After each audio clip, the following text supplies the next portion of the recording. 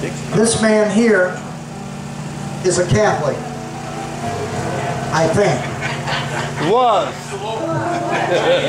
Very smart, intelligent man. Him and Rita have been friends of our church, and they have done a whole bunch of stuff for the church. And one night, on a Saturday night, the Lord led me. I got to preach on a Saturday night in Delaware, and I went back, and I didn't know anything about what was going on in his life, but the Lord told me to tell him that everything was going to be all right, and not to fear. Didn't know what I was talking about, but I just blurted it out. So the next day, my pastor gets in town. He's ministering, and he goes out and says exactly the same thing to him. Don't worry, everything's going to be fine. Well, he wound up having an open heart surgery where they took his heart and set it up on his chest. See, he didn't take heed to the warning that my pastor was telling about eating greasy foods and hamburgers and all the stuff that we shove in our body. But God looked beyond his faults and provided a need. And so he's the husband of the woman that I told you that dropped dead at Bob Evans up in Delaware, Ohio. And God used me to pray for her, and God brought her back to life. And his mother, how old is your mother? 95 years old, and she was about to die. Is this true? I want you to tell him what happened about that. He just come back. I forget when it was, probably about 4 or 5 months ago.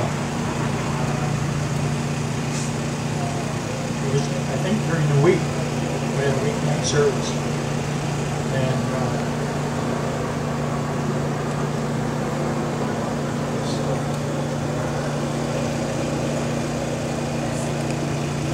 I called home. That's what it was. I was at home and I called. I've had so many miracles, I could stand up here for 3 hours. I called Bob, or we were in church, and I asked Bob if he would pray for my mother. And he said she is going to be fine. And she was going through very many things. She's on dialysis 3 times a week, and she's been on for almost 5 years. That's very unusual for anybody that's on dialysis. I went home this week. She's weak in her body.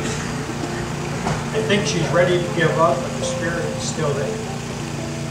And when Bob prayed for her, she was in the hospital going through some things. One of the things was her oxygen level went down to just a little above 50. Many of you know that's the danger point. In addition to that, her heart rate was very, very low. And she also has a goiter side of her neck, and I witnessed this just 2 or 3 days ago. And I'm telling you, it's out here this month. My hand is. They cannot operate because it's so close to her heart. This happened some time ago, and Bob prayed for both of those things. While she was in the hospital, and the family was called to be there, she came through the heart thing. The next morning, the doctor could find nothing. Absolutely nothing.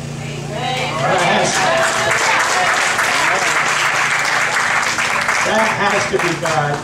And this man was listening to God. In addition to that, her heart rate, this thing here, he said it was too close. So he took x-rays. And it was too close to operate on. And he told the family, he said, be prepared. Your mother is going to die. And it'll probably be before the first thing in the morning. Lo and behold, next morning everybody was called in. My mother was up, just normal. We looked over at the doctor and he said, I cannot believe it. I've never seen anything like this in my life. And this was prophesied, told to me before I left on that trip. God, I can tell you, God can do anything. Amen.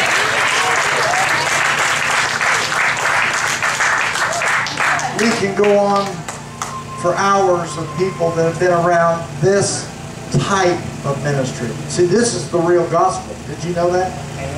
Signs, wonders, and miracles.